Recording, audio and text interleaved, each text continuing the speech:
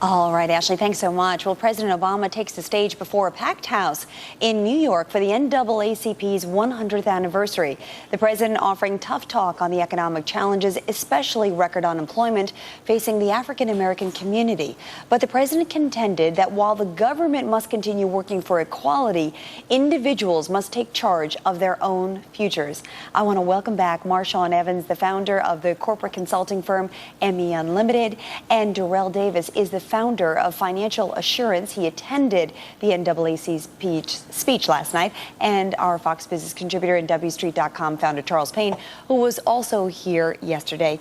Good morning, guys. Good to see you all. DaRayl, we had a very heated and passionate conversation with Charles and Marshawn yesterday, and Michael Steele, who was here at the time, who couldn't join us this morning, the RNC chairman. But you were at the speech last night. Before we get into some of the emotions and what he said, what was it like being there? What did he achieve?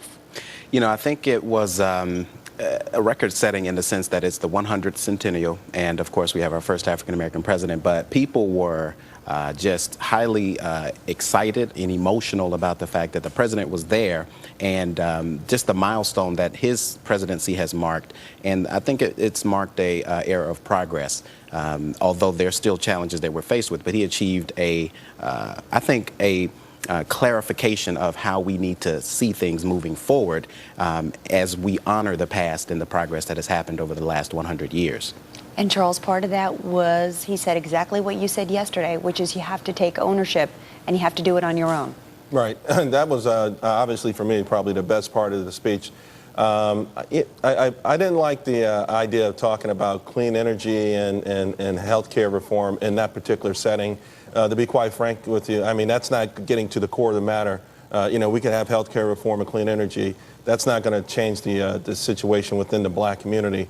Other than that, you know, obviously hammering home responsibility, I think is so important. Accountability is so important, and also education. And not just, by the way, it's not about book education. It's not about a degree, but it's about being curious and seeking opportunities. You know, I don't know if you've ever seen a rappers interviewed. Almost every one of them, when they say, well, why do you rap about violence and things like that? What do they always say? Well, that's all I know. You know what? You know, we talked about Harry Potter the other day. When J.K. Rowling was sitting at her kitchen table, she didn't know really about demons or sorcerers. She went to a world outside of her physical limits. And I think we need a more of a culture of curiosity, not only to learn, but to appreciate things so that we can expand our horizons. And I think if you can do it mentally, then you'll be able to do it physically.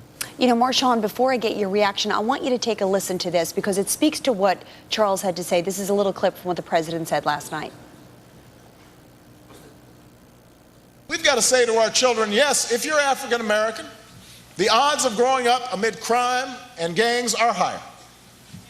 Yes, if you live in a poor neighborhood, you will face challenges that somebody in a wealthy suburb does not have to face. But that's not a reason to get bad grades. That's not a reason to cut class. That's not a reason to give up on your education and drop out of school. No one has written your destiny for you. Your destiny is in your hands. You cannot forget that. That's what we have to teach all of our children. No excuses. Marshawn, what do you think about that? Yes. I thought he was dead on. Let me first say that I think what the president did last night was quite genius in that he focused not only on reality but responsibility. The reality of the matter is you will face challenges, but it's not the challenges you face, it is how you face them, and we must face them together. There were several things that he touched on last night, and I'm somewhat appalled that Charles would say that we shouldn't be talking to African Americans about health care reform and we shouldn't be talking to African Americans about energy reform. Because if you want individuals to expand their horizons, you have to talk about issues that aren't being talked about.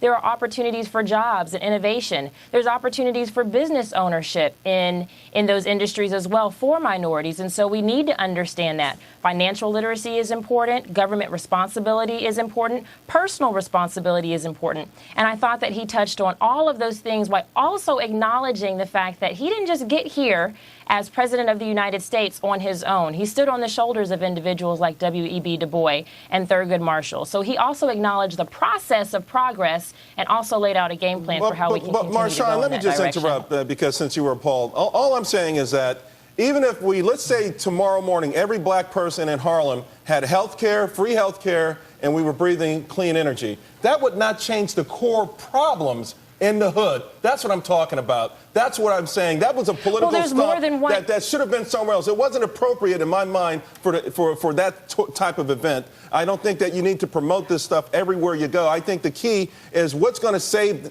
the people that he's talking to, and that's not the key right now. Well, the reality, though, Charles, is that there are multiple pieces that contribute to the problem. The government has contributed to the problem by turning an eye to regulation. Deregulation of the healthcare industry has contributed to a number of people not being able to afford it. Single mothers in the hood, as you like to call it, can't afford healthcare, can't afford child care, and still have to work multiple jobs, 2 and 3 jobs, just to keep food on the table. That contributes to the overall efficiency of individuals, everyday working families. Why do you sidestep the real problem, though? Why would you keep, this is what bothers me so much, is like, this gets back to accountability. Okay, I was talking to a friend the other day, ironically, a friend of mine in Harlem, and I said, what do you think about this Chris Brown thing?